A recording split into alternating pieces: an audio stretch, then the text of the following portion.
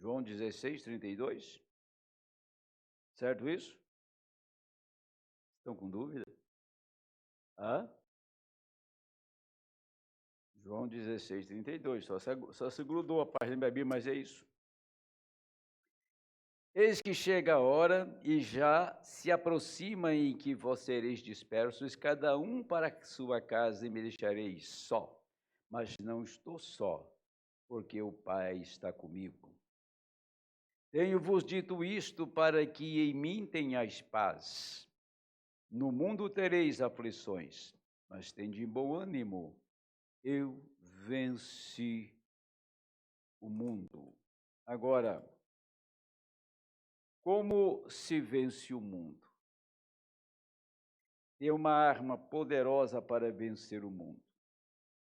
É aqui.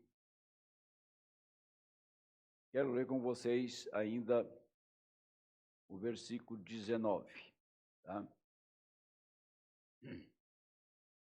De São João.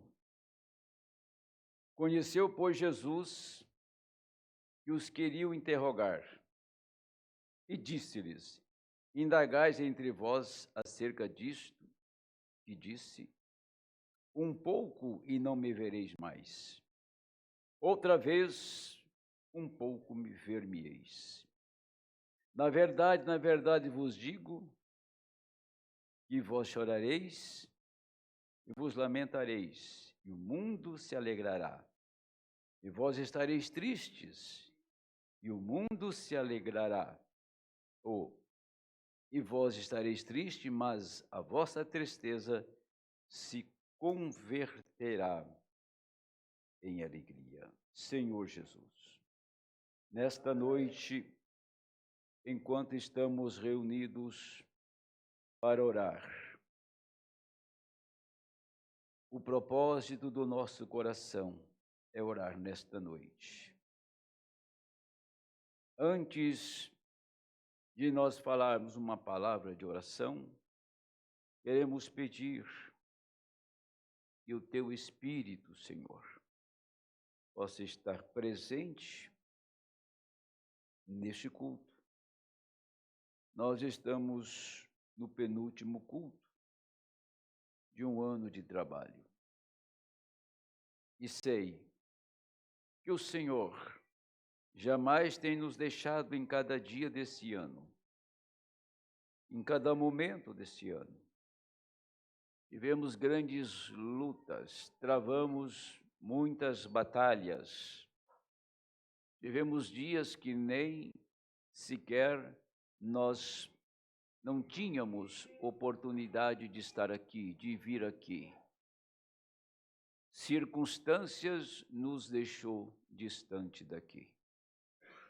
Mas pela graça hoje a porta está aberta e nós temos liberdade de vir adorar o Senhor.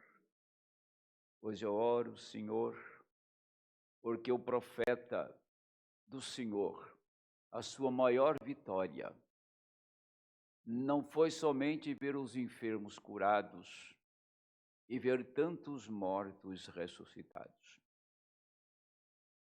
mas a maior vitória do irmão Branham era controlar todo o espírito que estava por perto dele. Por isso ele dizia: eu tomo todo o espírito aqui sob o meu controle.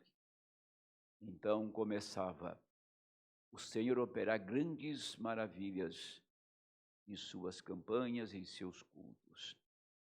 E nesta noite, ó Deus, o mesmo Espírito Santo que inspirava e que dava entendimento, sabedoria, revelava ao irmão Branham as coisas futuras presentes, é o mesmo Espírito Santo que continua viajando com a igreja neste tempo, nesta hora final. Agora abençoa, Senhor, a sua palavra, e sabemos que o Senhor está bem presente aqui para ungir tudo o que será falado, em nome do Senhor Jesus Cristo. Nós oramos. Amém, Senhor. Pode sentar, irmãos. Quero tomar duas coisas aqui apenas nesta noite, dois episódios na primeira vinda do Senhor Jesus Cristo. Lá em Gênesis capítulo 1, versículos, ou seja, apenas um versículo, que é o 7 do capítulo 2, a Bíblia diz: quando Deus fez o homem, lá em Gênesis 1:27, ele não soprou o espírito dele no homem, porque aquele homem não precisava. Era um homem teofânico. Por isso, ele disse: criou Deus o homem em sua imagem. A imagem de Deus o criou, macho e fêmea os criou. Ponto. Terminou. Mas em 2:7 ele diz: e formou o Senhor Deus o homem do pó da terra, e soprou em seus narizes o fôlego da vida, e o homem foi feito alma vivente. No mesmo evangelho de São João, Jesus entrou onde estavam os seus discípulos antes do Pentecostes, claro, antes da sua ascensão, naquele período que ele estava de 40 dias na terra, olhou para os seus discípulos e assoprou e disse: recebei o Espírito Santo. Um gesto que as pessoas leem e diz: Jesus soprou. Jesus deu um sopro e disse para eles receber o Espírito Santo. Esses que estavam presentes ali, estavam vivendo o mesmo de Gênesis 2:27. Deus fez Adão e pôs a vida dele em Adão, soprou a vida dele dentro de Adão. O novo nascimento, primeiro, é o sopro de Deus. Aqueles discípulos podiam pensar: nós acabamos de receber o Espírito Santo, porque o Senhor entrou onde nós estávamos e soprou sobre nós o Espírito Santo. Mas eles tiveram que, alguns dias depois, ir no cenáculo alto e esperar lá para receber o Espírito Santo. O novo nascimento é a vida de Deus em você, mas não é o batismo do Espírito Santo. O novo nascimento é o caminho para você receber o Espírito Santo. Tanto nessa escritura aqui de São João, que ele diz: e soprou sobre eles o seu Espírito, né? Soprou sobre eles e disse a eles: recebei o Espírito Santo. Depois eles foram lá no cenáculo para receber o Espírito Santo. O caminho estava aberto, mas ainda não era o batismo do Espírito Santo. Era apenas um novo nascimento. Agora, é bom a gente ler João 3, porque fica bem claro o que o Senhor fez, tá? Em João 3, que fala sobre o novo nascimento, é bem claro. Havia entre os fariseus um homem chamado Nicodemos, príncipe dos judeus. Este foi ter de noite com Jesus e disse-lhe: Rabi, bem sabemos que és mestre vindo de Deus, porque ninguém pode fazer esses sinais que tu fazes se Deus não for com ele. Muito bem. Excelente afirmação deste homem. Ele era um doutor na lei, um homem sábio. Foi à noite porque não tinha liberdade durante o dia. Por quê? Porque dizer que você era seguidor de Cristo era um problema muito sério que você arrumava. Era uma situação muito difícil. E foi à noite. Bem, deixa eu dizer para vocês, em palavras bem devagar. Tem muitos Nicodemos.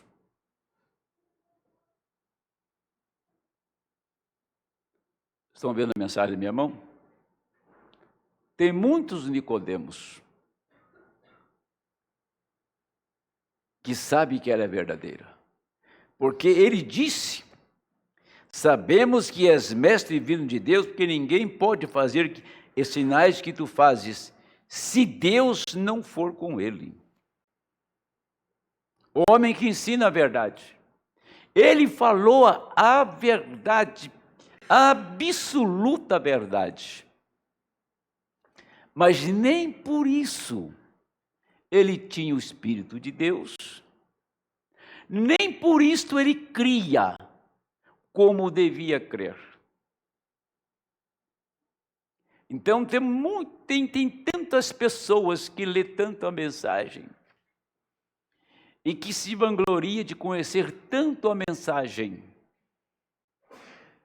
mas nunca chegou a receber o que a mensagem significa na sua vida, o que ela representa, o que ela é.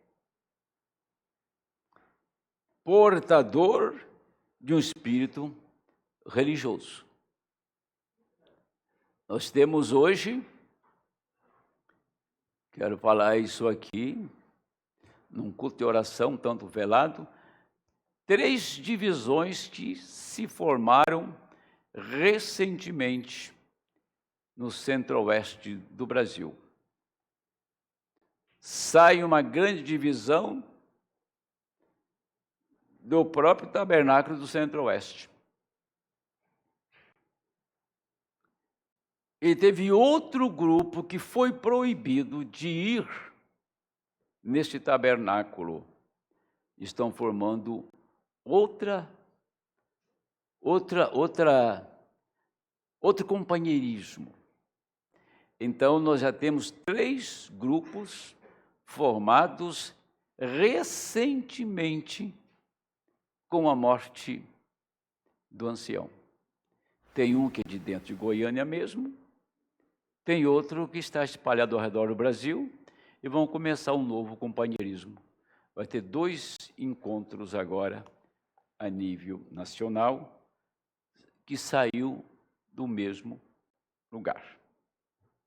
Pois bem, por que isso tem acontecido? Eu creio que é uma hora da gente estar numa altura para olhar para baixo e ver os acontecimentos. Primeiro, a palavra foi rejeitada em 2003. Eu estou pregando para quem crê na abertura da palavra. Eu não estou pregando para Nicodemos, estou pregando para quem tem o Espírito de Deus. Bem, agora está vindo a conta. Eu quero que fale agora, quero falar com o indivíduo. Olha, se você não leva isso aqui a sério, a sua conta vai chegar. Todo mês na minha casa chega a conta da internet, chega a conta do convênio médico, chega a conta da Eletropaulo, chega a conta da Sabesp, companhia elétrica, companhia de água, seguro, que é a saúde, o convênio, e comunicação, que é a internet. Todo mês chega. Sabe por que chega? Porque eu faço uso disso. Porque eu sou vinculado a essas companhias, lógico que vão cobrar uma taxa porque eu sou usuário daquilo. Se eu não usasse nenhuma das 4 que eu citei aqui, não chegava nenhuma conta para mim. A conta vai chegar, sabe por quê? Porque eles têm a mensagem. porque faz uso dela. Por isso a conta vai chegar. Como nós estamos vendo agora, esses acontecimentos recentes, e que vai ficar muito pior, porque rejeitaram a abertura da palavra quando chegou a eles. A conta está chegando. Mas quando chega a conta, você não vai jogá-la no arquivo morto. Essa conta, se você não pagar, vai para a dívida ativa. Você vai ficar com seu nome vinculado aos que não pagam.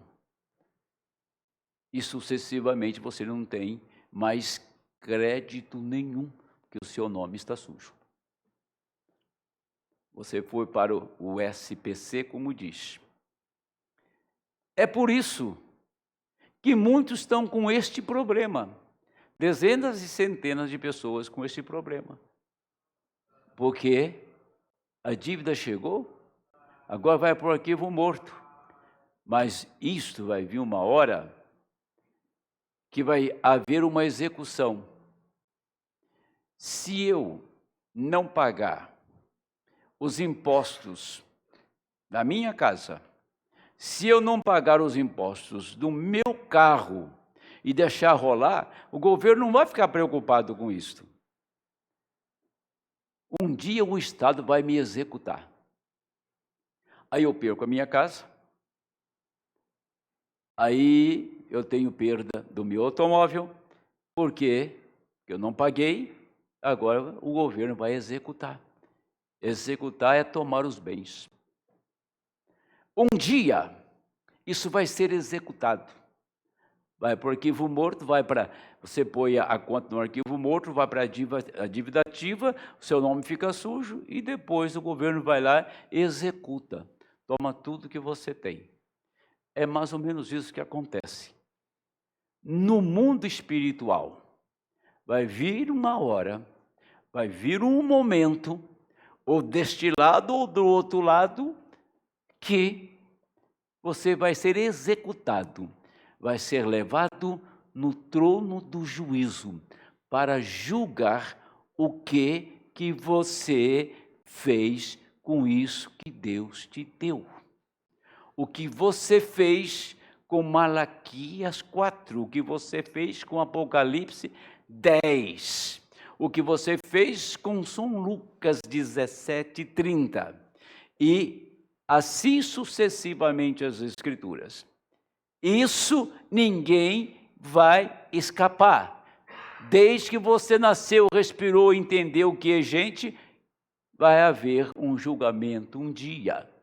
E muito mais para aqueles que tiveram a oportunidade de, nesta hora, ser resgatado e, por falta de eleição, por falta de predestinação, eles não levaram isso de maneira séria. Não nasceram de novo, não se encheram do Espírito Santo. Não tem como Deus trabalhar com uma pessoa que não nasceu de novo.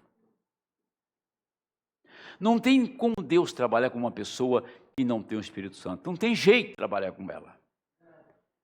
Porque o único ouvido que pode ouvir a mensagem é o ouvido do Senhor, quando você nasce de novo. Senão, nós iremos ser apenas meros religiosos na igreja, ouvindo a mensagem e frequentadores, e nada mais além disso. Então, tem um ouvido para receber isto. Esse ouvido é para quem nasce de novo.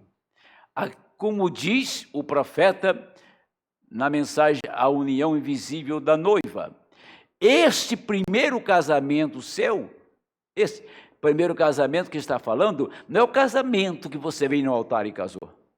Entenda isso, Romanos 7. O primeiro casamento foi a união do seu pai e da sua mãe. E veio um homem de carne e osso.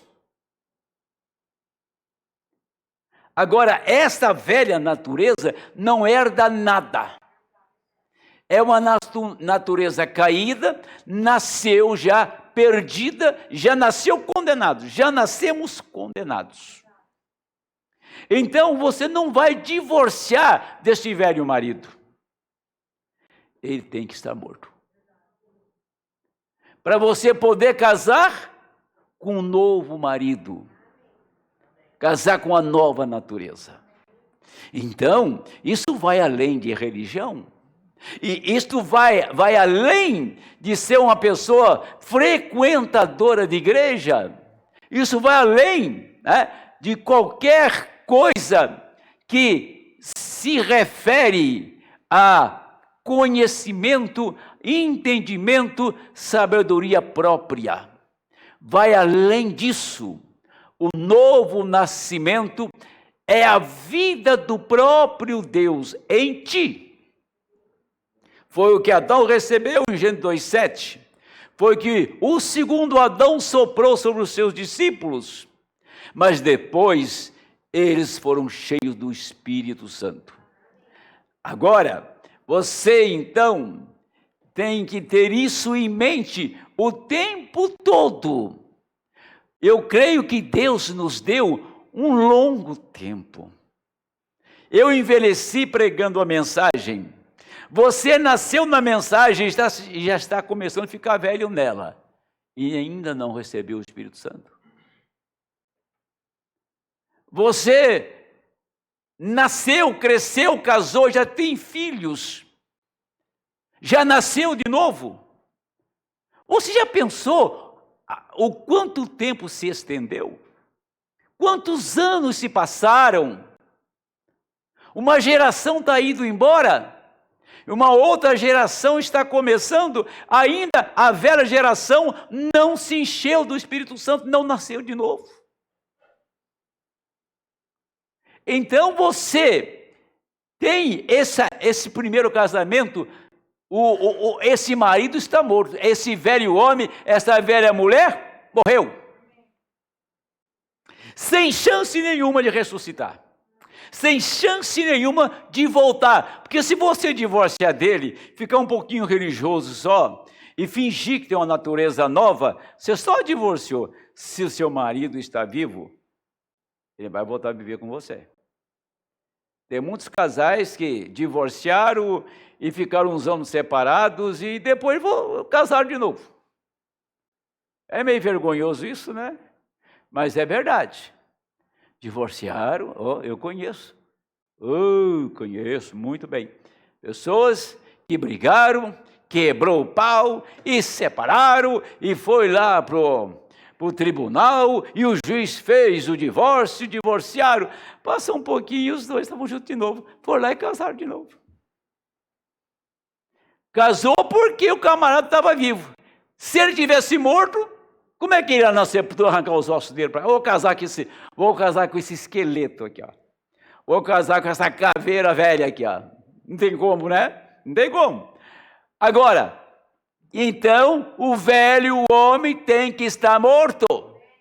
O velho marido tem que estar morto para você casar com o novo. O novo é a natureza nova. É a vida nova. O novo é Cristo. É por isso que não há ninguém sequer que pode fazer uma pessoa que nasceu de novo abandonar a vida cristã. Vender ali fora. Vai para o primeiro emprego, uma mulher torce o pescoço do indivíduo, ele arruma uma namoradinha lá, ou vice-versa. Vai para a faculdade ou faz cursinho por aí, é só bater o pé lá, passa uns dias, vai esfriando na igreja, vai esfriando, vai perdendo a vontade na igreja, eu não tenho mais vontade de ir no culto, não tenho mais graça nem cantar, o que eu vou fazer na igreja? Eu não sinto mais nada. Quer dizer que o velho marido está aí te agarrando. Você está tendo prazer com o velho marido, você está tendo prazer com ele de novo, porque ele nunca morreu. Mas deixe esse marido morrer e você vai lá para faculdade, você vai lá para a universidade, você vai lá para fazer cursinho, que o cursinho é mais pervertido que a faculdade, e você vai lá para o seu primeiro emprego e recebe até um cargo lá para gerenciar uma empresa, para administrar, para ser um líder de seção, um líder de setor. Mas você nasceu de novo. Vai aparecer muitas moças bonitinhas. Não tem mulher feia no mundo. Vai aparecer muitos rapazes bonitinhos. Mas você já casou. Você já tem um marido. Você não vai casar pela segunda vez, porque o seu marido morreu, você casou. Você tem um homem novo com você. Quero ver uma pessoa dessas negar a Cristo. Negar a palavra, voltar atrás. Acontece que oportunidade ao longo dos anos Deus deu. Mas muitos não estão muito interessados em aproveitar as oportunidades. Jesus respondeu e disse-lhe, falou para Nicodemo: na verdade te digo que aquele que não nascer de novo não pode ver o reino de Deus. Não pode ver o reino de Deus. Disse-lhe Nicodemos: como pode um homem nascer sendo velho? Porventura pode tornar a entrar no ventre de sua mãe e nascer? Jesus respondeu: na verdade te digo que aquele que não nascer da água e do Espírito não pode entrar no reino de Deus. Esse nascer na água não é batismo, não, como eu batizei a irmãzinha há 15 dias atrás, um mês. Nascer da água é nascer da palavra. Nascer do Espírito e da palavra. O que é nascido da carne é carne, o que é nascido do Espírito é Espírito. Não te maravilhes de ter dito, necessário você nascer de novo. Agora o versículo 8 é muito importante. O vento assopra onde quer, ouves a sua voz, mas não sabes de onde vem, nem para onde vai. Assim é todo aquele que é nascido do Espírito. Quer dizer, quem é nascido do Espírito é como um vento, que ninguém sabe de onde ele veio e nem para onde ele vai. Você vê o vento soprar, não vê? No quadrante norte, no quadrante sul, mas para onde o vento está indo? Isso você não sabe. Mas quem nasceu do Espírito sabe de onde veio e para onde ele está indo. Ninguém conhece o caminho do vento, mas quem é nascido do Espírito sabe para onde ele está indo e de onde ele nasceu. Porque agora ele tem um verdadeiro pai. Agora ele tem um verdadeiro nascimento que nunca mais esse nascimento será transformado em morte. Esse que você nasceu, que eu nasci, vai ser transformado em morte. Mas esse da palavra permanece para sempre. Agora sim, entre muitas coisas que eu vou falar nesta noite, quero adiantar esse quadro aqui, para vocês entenderem agora no campo dos acontecimentos. O Senhor Jesus disse muitas vezes: quem pecar contra o Filho do Homem será perdoado. Mas quem pecar contra o Espírito Santo não terá perdão nem aqui e nem na vida vindoura. Assim ele falou nos seus evangelhos, nos 3 evangelhos, dizendo que pecar contra ele teria perdão, mas contra o Espírito Santo não teria perdão. Não teria perdão está enquadrado em Hebreus 6, tá? Hebreus 6, está exatamente ali em Hebreus 6. Mas por quê? Porque todos os pecados, toda a tentação que um homem sofre, Jesus passou por aquilo. E quando você atinge aquele lugar lá, Jesus já passou por você ali. Mas Jesus nunca pecou contra o Pai. Nunca foi tentado pelo Pai. Então, ali não tem sangue. Chegou ali, acabou. É o fim. Porque ele não pecou contra... Não tinha como o Senhor Jesus ser tentado a pecar contra Deus, contra o Pai. Ele era o Filho do homem. E o Espírito que estava nele era o Pai. Eu só faço o que o Pai me mostra. Assim como um pai faz, o filho faz igualmente. O Pai é o Espírito. Então ele nunca desobedeceu, nem pecou contra o Pai, e nem foi tentado pelo Pai. Agora, quando a pessoa peca contra o Espírito, não tem sangue, porque naquele caminho o Senhor não passou. E o caminho que ele não passou, quem entrar por esse caminho é morte. Agora, o que aconteceu? Aconteceu que no dia o Senhor Jesus, ele foi assunto aos céus, o Senhor foi levado, 2 anjos colocaram ao lado dele, tinha 500 pessoas que viram esse acontecimento. Mas não é bem isso ainda.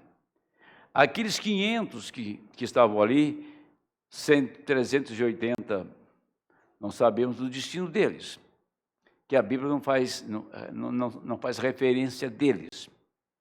Mas o que eu estou falando é da igreja judaica, que está lá em São Mateus, capítulo 24, Jesus advertiu do que ia acontecer com eles. Isso foi no ano de 33, para ser preciso é 37, porque Jesus nasceu no ano 4. 30 anos mais tarde, todos eles morreram. Eu vou ler o texto. Todos eles morreram. Ninguém que tinha o Espírito Santo estava presente ali, mas todos eles morreram. Quando Tito invadiu Jerusalém, ali estava cumprindo a profecia. Eles não receberam o Espírito Santo e o juízo veio sobre eles no ano 70 e não ficou um judeu sequer vivo dentro dos muros de Jerusalém. Nesse tempo aqui, aquela foi a primeira vinda. Agora, nessa segunda vinda, nós estamos pensando, o Senhor Jesus, ele se revelou nos 7 selos, ele se revelou através do pilar de fogo, ele se revelou através da nuvem. Quando aquela nuvem apareceu, e que foi muito mal entendida naqueles dias e muito mais hoje, por um grupo muito grande, tá? Agora, todos esses que rejeitaram estão entrando num caminho sem retorno. Está acontecendo, está replicando a primeira vinda agora na segunda vinda, porque nenhum desses grupos é capaz de vir para a abertura da palavra. Eles fazem qualquer coisa, menos a abertura da palavra, menos ver que os selos estão abertos, menos ver que Jesus Cristo se apresentou para dizer com aquilo ali que o irmão Brana, o seu dom estava sendo tirado, mas que ele ia permanecer com a noiva até que se consumasse esta obra.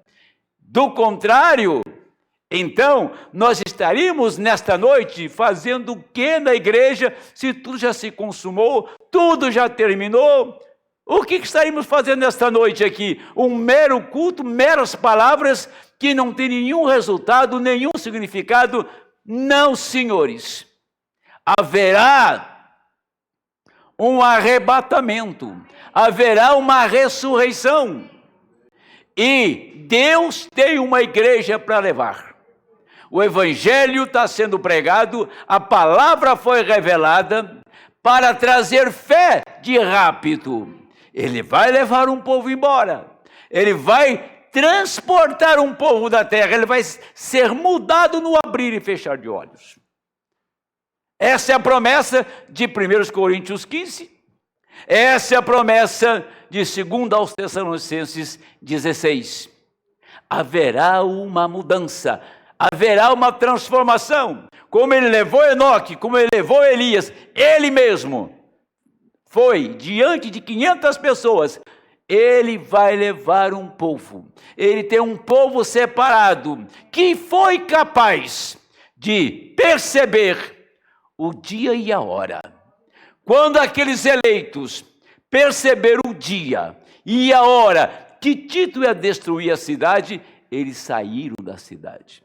Quando o eleito percebe agora que esse é o tempo de ir embora, o tempo está marcando, marca as nações, marca as igrejas, marca a sociedade, os homens marcam.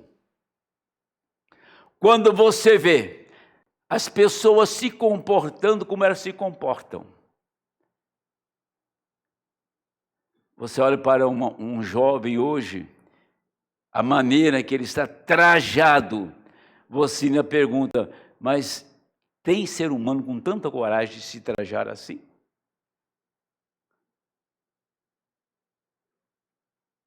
Encontrei com uma moça, ela estava toda mutilada, aquele que ele chama martírio. Ela tinha 2, 3 piercing no nariz, mais uns 2 ou 3 nos lábios inferiores. Aquilo pendurado, batendo para lá e para cá. O corpo dela era uma exposição de desenhos, uma placa de propaganda, de tanta tatuagem que tinha. Isso é prazer? Isso é ser moderno? Isso é ser atual? Isso é ser intelectual? Isso é martírio. Isso é degradar o próprio corpo. Assim acontece porque o que está dentro do homem, ele tem que expor do lado de fora. O que está dentro está expresso ou expressado na face. O que está dentro, você mostra nas suas vestes. O que está dentro está naquilo que você fala. O que está dentro é com quem você se associa. É com quem você fala, com quem você tem prazer de se comunicar. O que está dentro tem que sair para fora. É impossível isso não acontecer. Então, o que está acontecendo dentro do homem, você vê do lado de fora. E a coisa ficou tão ruim que hoje, ser um cristão, se vestir de terno e gravata, como eu estou aqui, é a coisa mais antiquada que tem. Um jovem se vestir direitinho, cortar o seu cabelo como se corta homem, homem do meu tempo, homem com H, não com H quebrado, homem que fala com um tom de voz de homem, tá? Homem que tem comportamento de homem, que fala como homem, que a mulher percebe que ele é homem, tá? Esse tipo de gente está ficando escasso demais. Hétero está ficando muito escasso. Não é bonito ser hétero. Tem que ser um pouquinho delicado, né? Ah, rapaz. Vai tocar na outra banda, que nessa aqui não dá para você não, tá? Porque você nasceu com gene de homem. Você nasceu com gene de mulher. Você é mulher. Você não tem testosterona, você tem progesterona. Testosterona cria físico, pelo. E progesterona te faz delicada. Quando cruza a coisa, vira um diabo. Estou falando de hormônio, no caso. Pois bem, deixa eu ler isso aqui agora. Isso está em Apocalipse. É o que saiu da boca do falso profeta e do dragão. Nós vamos ver isto em nosso estudo. Os três espíritos... Deixa eu voltar aqui para ser um pouquinho mais sucinto no que eu vou dizer, senão vai demorar muito. Tá. Vou tomar aqui, ó. Bem, o que eles fizeram no dia de Pentecoste, quando eles viram as pessoas gritando, dançando e agindo daquela maneira, o que eles disseram? Eles disseram, eles estão cheios de vinho, eles estão bêbados e tudo mais. Está em Atos 2. Eles zombaram e o chamaram de tudo. O que aconteceu? Aquilo os selou fora do reino de Deus. Então, quando Jerusalém foi cercada, agora nós vamos ver isso em Apocalipse 7, nós voltaremos nisto, seja quem for que fez esta pergunta.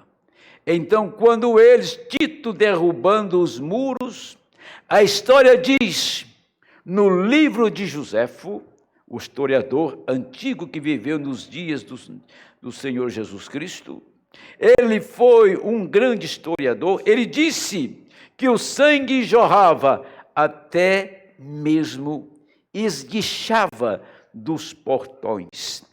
Eles mataram tantos deles lá ao mesmo tempo, quando eles entraram.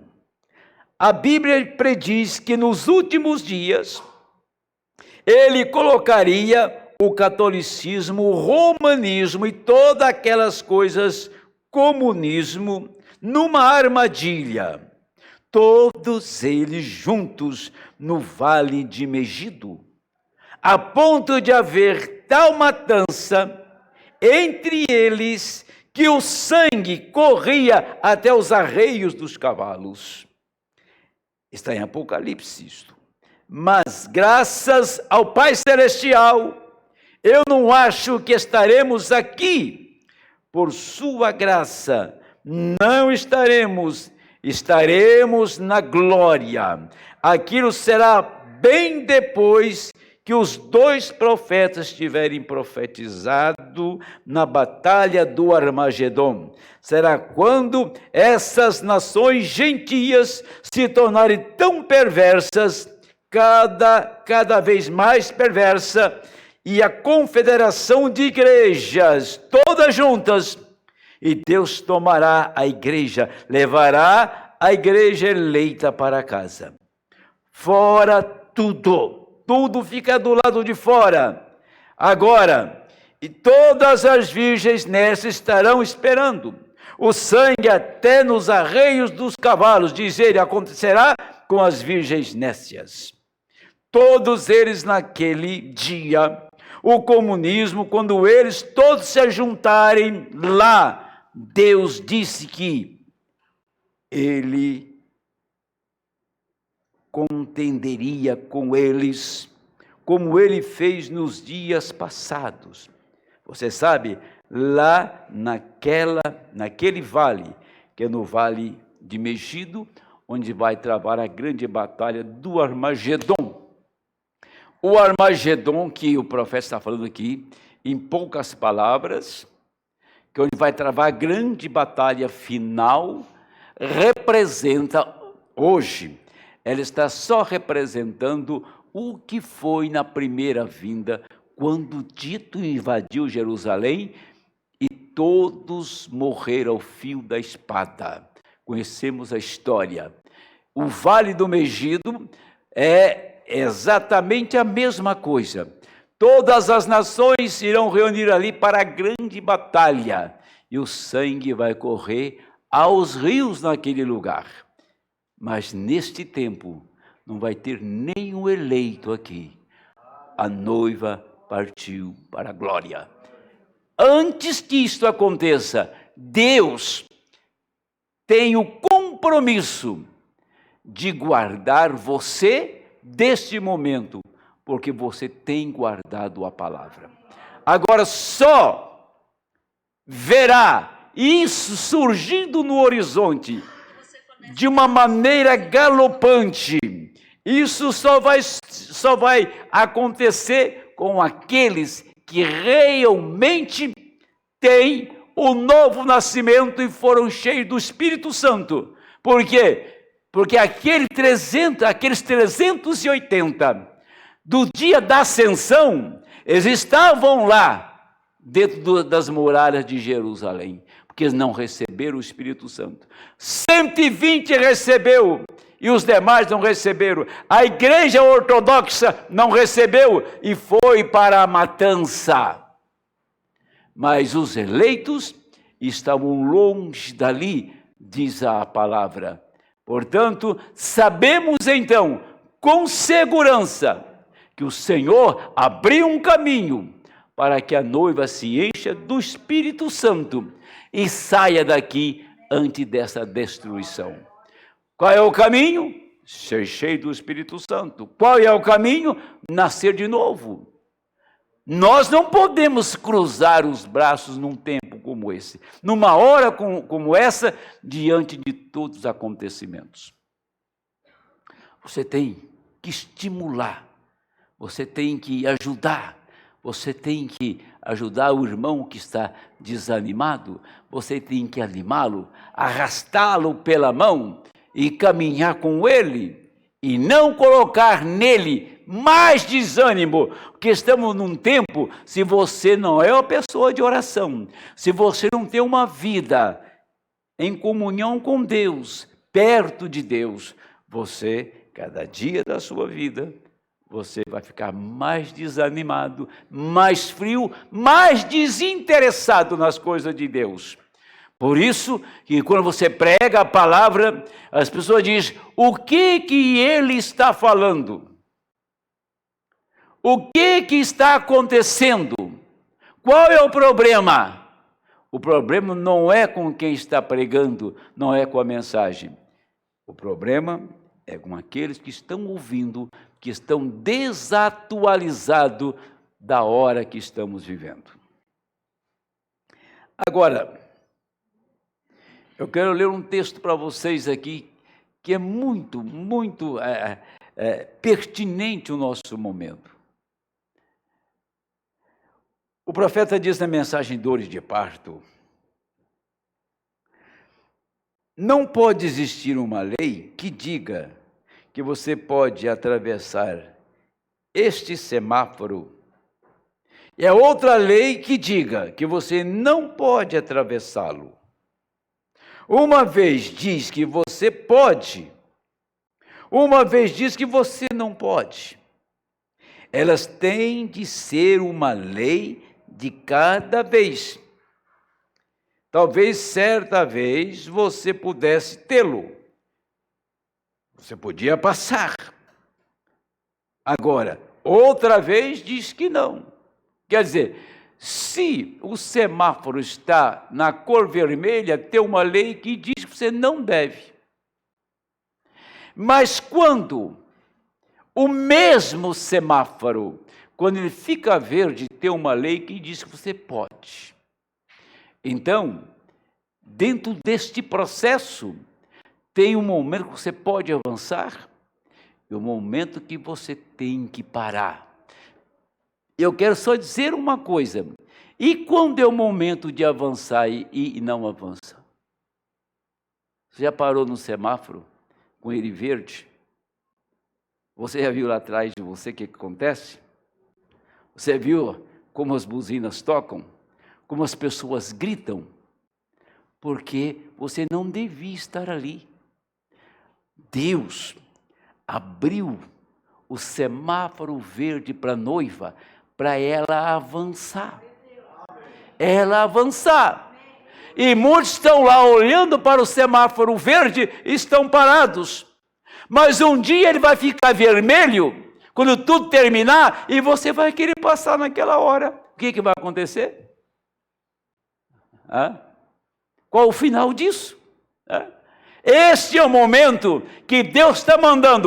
Avança, avança, olha as profecias, olha o que está acontecendo com o mundo, vê o que está acontecendo com o povo da própria mensagem. É hora de avançar, hora de buscar a Deus, se agarrar a isso, ficar surdo para os sons e a voz do mundo e dar atenção à voz de Deus. Tempo de avançar, o semáforo está verde, mas tem um dia que ele vai ficar vermelho. Aí, como diz, a Inês é morta, terminou. Bem, isso é uma advertência. Agora encontramos que a chuva, ela é boa, né? Na Bahia estão tendo um tempo de chuva bastante. Agora enchentes ali no sul da Bahia. Aqui em São Paulo tivemos ontem. Mas a chuva que produz fruto sobre a terra, como que ela nasce? A chuva que vem e cai sobre a planta, cai sobre o seu jardim, que de repente você vê a relva que estava seca, verdejante, que pode alimentar o gado, e que pode produzir vida. Ela não vem de uma maneira fácil. Ela não vem assim de noite, quando você está dormindo, e você amanhece, a chuva caiu, e não aconteceu nada. A terra é irrigada, e ela não causa nenhum problema. Veja como o profeta disse, aqui você tira um exemplo de como Deus trabalha contigo e trabalha comigo, trabalha conosco, trabalha com a noiva. Ele disse, pois bem, ela produz fruto, a terra nasce como o poeta disse, nos campos do trovão, em céus rasgados, cortados. Porém, se não tivéssemos o trovão, e os céus rasgados e recortados, e pequenas gotas destiladas de chuva que foi levantada dos oceanos, destilada do sal, não nasceria. Requer-se esse relâmpago, estrondo do trovão, coisa terrível. O céu está desafinado, rude, para produzir as suaves gotas d'água das pétalas que requer dor para produzir nascimento. Requer-se morte, e à medida que as nuvens morrem, a chuva nasce, porque a chuva é parte desta nuvem. Uma tem que cessar de modo que a outra possa existir. Agora, meus irmãos, aqui, alguns deles seriam capazes, poderiam lhes dar todas as leis dessas coisas. Eu não posso. Agora, passemos a uma coisa como esta, e vocês vejam isto. Olha, o céu escuro, trovões, relâmpagos, estremece tudo. Mas o que está vindo dali? Da onde saiu aquela gota d'água? Bebe ela, vê se tem sal nela. Onde o sal foi? Ela foi destilada do oceano. Ela foi tirada dos rios. E Deus levantou, e um céu recortado, desafinado, trovões, a chuva cai em gotas perfeitas, destiladas, para fazer com que a terra produza de uma vida desafinada, de uma vida que amedronta todas as coisas, uma vida errada, uma vida escura, que mete medo. Quando você sai daquilo ali, aquela velha nuvem está chegando ao seu final. Aí você olha para o céu, aquela nuvem desapareceu, deixou de existir.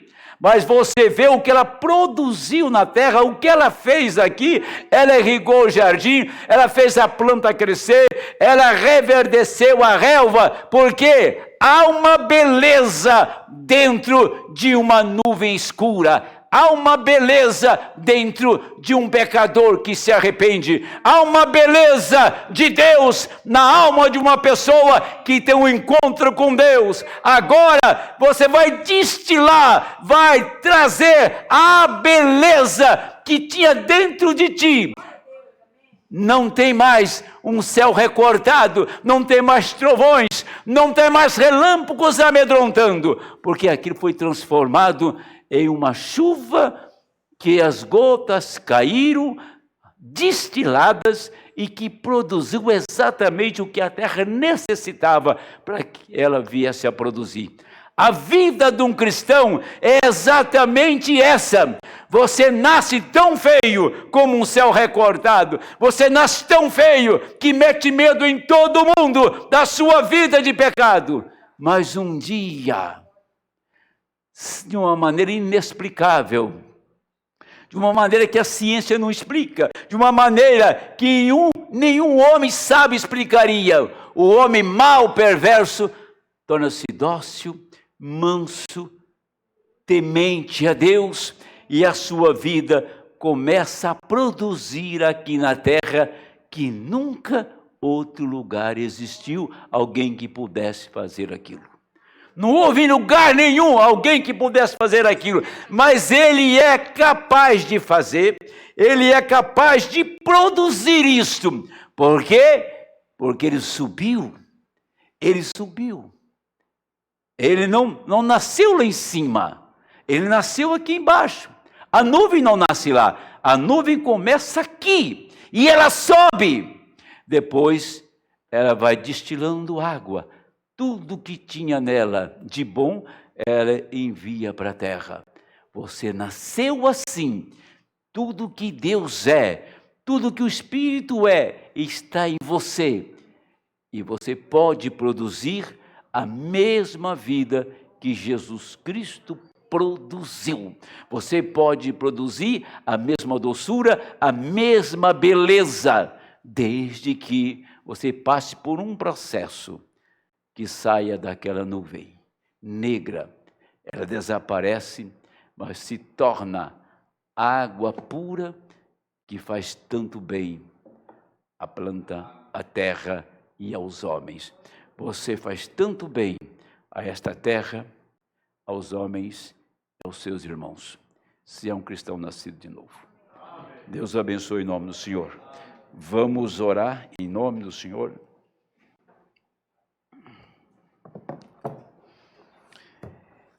Vamos ficar em pé, amados. Quem deseja nesta noite orar de todo o seu coração, nós temos um momento para orar. Tem uma lista de oração aqui que vamos incluir nesta oração. Irmã Creuza pede oração por Marcos Gonçalves, que tem câncer. Por Crebre e Deis, restauração do casamento. Por Micael, até onde eu entendo, por libertação, tem vício. Pela saúde do Renato. Irmão Edim pede oração por Marcos Vinícius. Irmã Marta pede oração por Lavínia. Bebê que tomou soda cáustica está de sonda para se alimentar e fará endoscopia. Irmão João Batista pede oração por Josué, que está fazendo exames que antecede a cirurgia em favor de sua família. Gentil pede oração pela sua cura e pede mais do Espírito Santo. A irmã França agradece a Deus por restauração de sua saúde e de seu esposo. Irmã Josefa pede oração. Ela está gripada. Tem um surto de gripe aí, né? Levante a sua mão direita. Junto com esta igreja, levanto a minha mão. Tantos necessitados aqui. Pessoas cancerosas. Crianças que bebeu soda cáustica. Tantas necessidades. O irmão João vai fazer uma cirurgia do seu pequeno garoto, chamado Josué, e pede oração por sua família. O irmão Gentil pede oração pela sua cura. Ele quer mais do Espírito Santo. A irmã França agradece a Deus pela restauração do seu marido, de saúde. E a irmã Josefa pede oração, essa irmã que está gripada. A minha mão junto com esta igreja. Eu levanto nesta hora. Senhor, misericordioso és tu. Jamais deixará atrás. Jamais o Senhor deixará no esquecimento todos os necessitados que oram com fé. A única maneira de recebermos é através da fé. E essa igreja, quando levanta a mão, é um sinal de que Deus responde à sua oração. Pois é um povo que crê, é um povo que ama a sua palavra, é um povo que sabe quem é este Deus. E por detrás de nossas mãos, colocamos todas essas vidas necessitadas, no nome do Senhor Jesus Cristo. Amém, Senhor. Senhor Deus,